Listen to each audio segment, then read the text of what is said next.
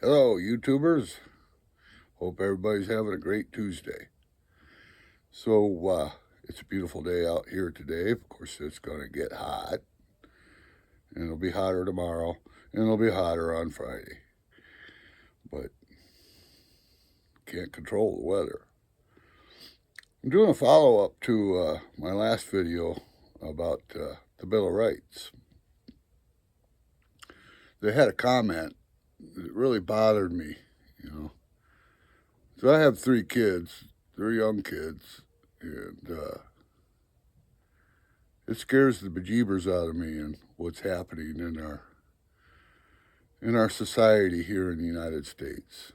It's really become a shame how divisive we are. In my first couple of videos, I talked about bipartisanship and the meaning behind it, and that the one document that is the true bipartisan document of the United States government is the Constitution. And I talked about the fact that the Bill of Rights, they had to be fought for during the writing of the Constitution. It took 3 anti-federalists to say, no, I'm not going to sign all this power off to the government without some kind of power given to the people. And that's what the Bill of Rights is all about. It's the people's rights. So the comment I got was, and you thought you had rights. Ha ha ha ha ha ha.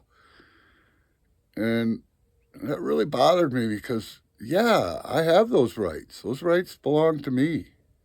They're inalienable rights, in fact. But they sure are being trampled on nowadays. But they had to fight from them from the beginning. And all my life, which has been over half a century, we've had to fight for those rights continuously, over and over and over and over. So the Constitution, which is pretty bipartisan in my mind, we went to war to fight for that. I'm not saying we need to go to war to fight for a Bill of Rights, but we definitely need to stand up for them. Things like freedom of speech, really under attack right now. And I think that there's just a real misunderstanding about that. The freedom of speech doesn't give you the right to attack other people, doesn't give you the right to violate the law, doesn't give you the right to defraud people. And really, it doesn't even give you the right to lie to people. Thomas Paine, he coined it as calumny, and that if we have freedom of speech, then we should have punishment for such calumny. And those are the rights of the people. That doesn't give the right to the president to come out and just bald-faced lie to people. He doesn't have that right. Those rights are the people's rights. But at the same time, you don't have the right to stand on the edge of your neighbor's driveway and scream profanities at him either. That's verbal assault. So over the years, there's been laws enacted that pretty much clarify what freedom of speech means. And it's basically everything I said. So that's just, one part of the Bill of Rights, the people's rights, that we as the people have to fight for almost on a daily basis. So this whole violation of the Fifth Amendment lately, it's not only is it on the federal level, but it's on the state and local level too. Our police officers have very little knowledge of what the Constitution says and what the Bill of Rights are. I honestly think that the Bill of Rights is something that every law enforcement, everybody that has any kind of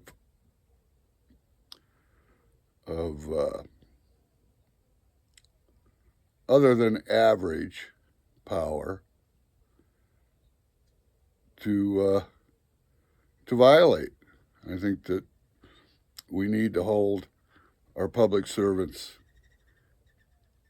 more accountable than we need to hold regular citizens when it comes to violating the Bill of Rights.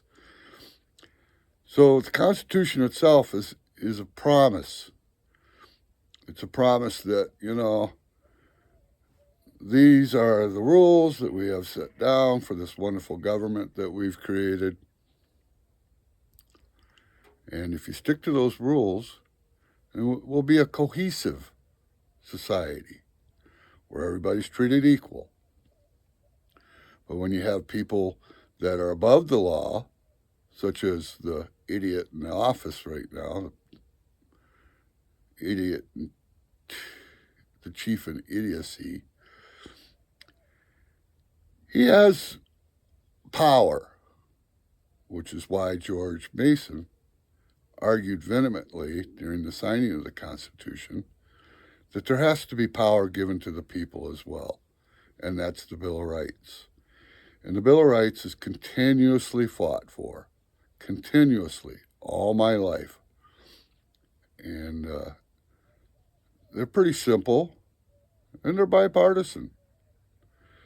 So my dad used to tell me a lot while I was growing up that, yeah, you have rights, but your rights, they kind of stop when you start violating other people's rights.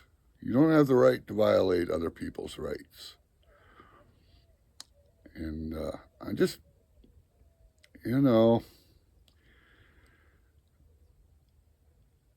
people don't vote anymore. And that bothers me. And, my spouse, when I first met her, she said, "Oh, I don't vote. My vote doesn't matter. Your vote doesn't count anyway."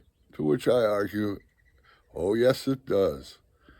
If you establish yourself as a consistent voter, in other words, you vote in every election you possibly can, every election you're eligible to vote in, you vote, you develop a voting record.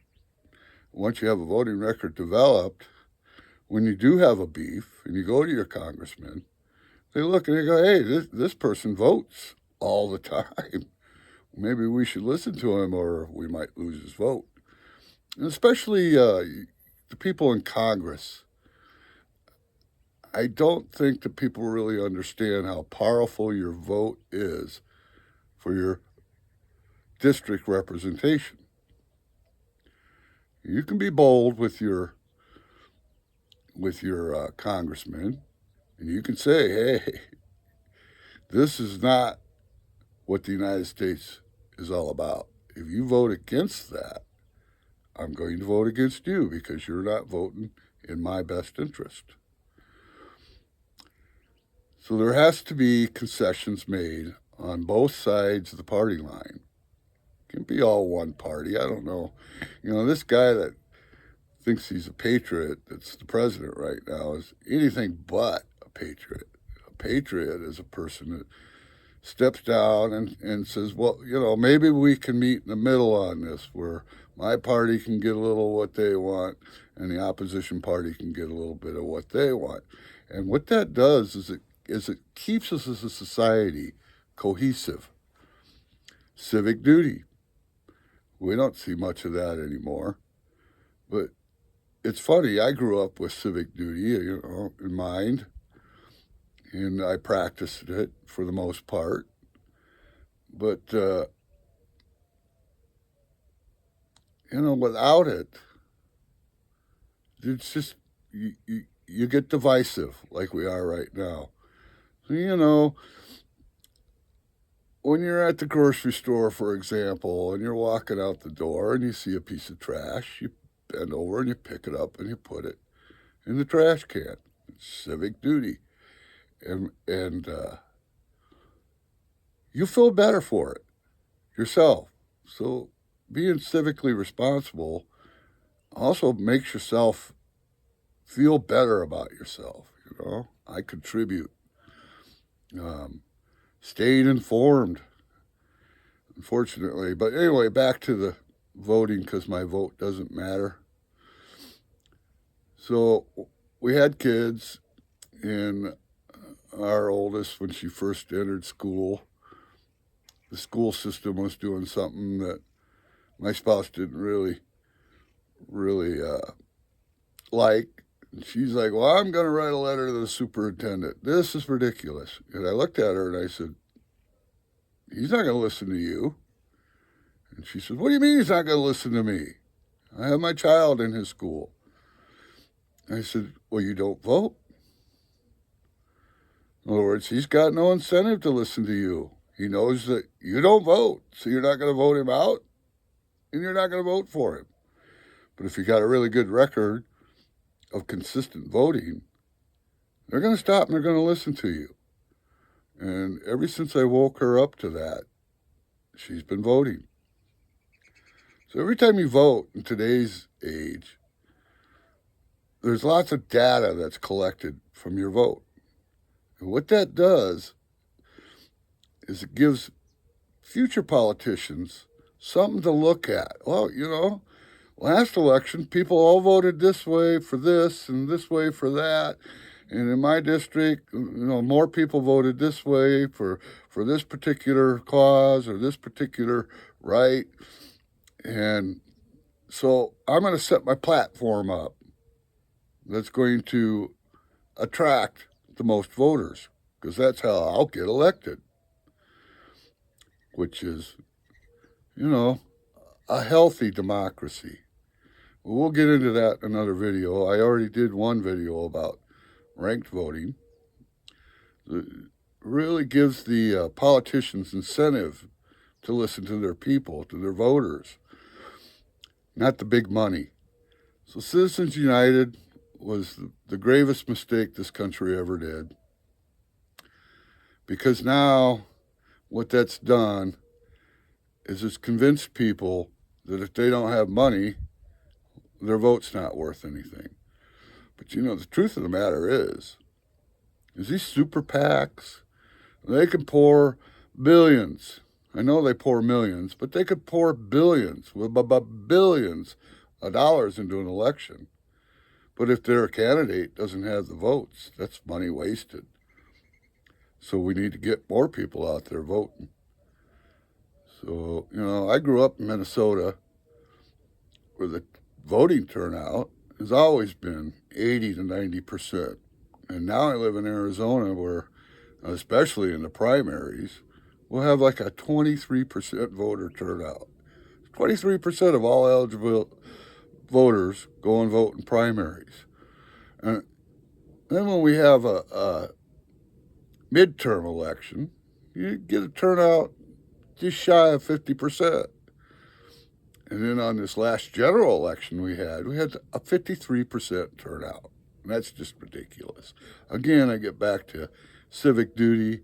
It is your civic duty to vote. In fact, some say it's your civic responsibility. But I also, every once in a while, I'll have somebody tell me that, well, we need term limits. And I look at them and go, we already have term limits. And they go, no, we don't. I go, we do too. It's called voting. You don't like the guy that's representing you? You vote in a different guy on the primary. And the more time you vote, it's more data that's collected. And that data, believe it or not, the voters is what directs our representatives. And it may not look like that today. But, there they are. They're trying to push through this ridiculous, big, beautiful bill that's going to saddle us with more debt.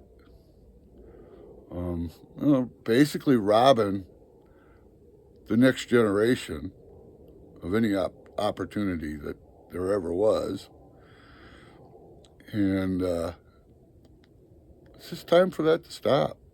It's time for you to tell your representative, you vote for this, you won't get my vote. That doesn't mean you have to change parties. Trump's been very effective in this last decade of quote-unquote primarying people that don't succumb to his views.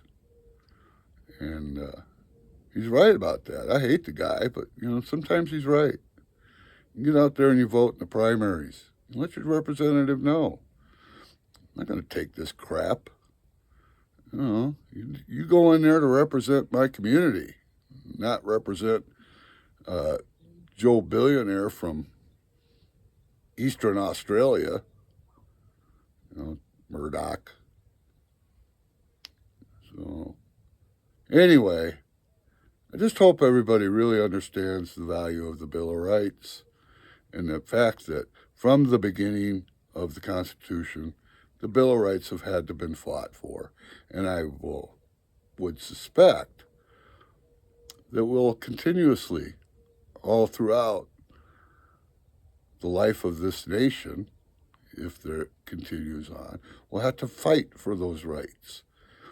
Have to say, no, you're not going to take my Bill of Rights away from me. You're not going to take the people's rights. Because once you take the people's rights away, then the central government has all the power. So anyway, that's enough for me rambling on for the day. I hope you enjoy my content. School's just about out, so I have a little bit more time to put up some more videos where we'll talk about things like freedom of the press, freedom of religion, the right to bear arms, which people overlook that all the time, because right in that Second Amendment is the word regulated. And I think that pretty well justifies common sense gun laws. I mean, I don't want to surrender my gun, but at the same time, I don't want to feel like I have to carry it with me at all times. So there has to be some sort of compromise on that. And just common sense gun laws. And then I look forward to talking about freedom of religion. Because this whole Christo-fascist bullcrap, that's no better than what Afghanistan did, the Taliban. Do we really want to be like the Taliban? Do we really want to be like Afghanistan? No. That's why we have separation of church and state. So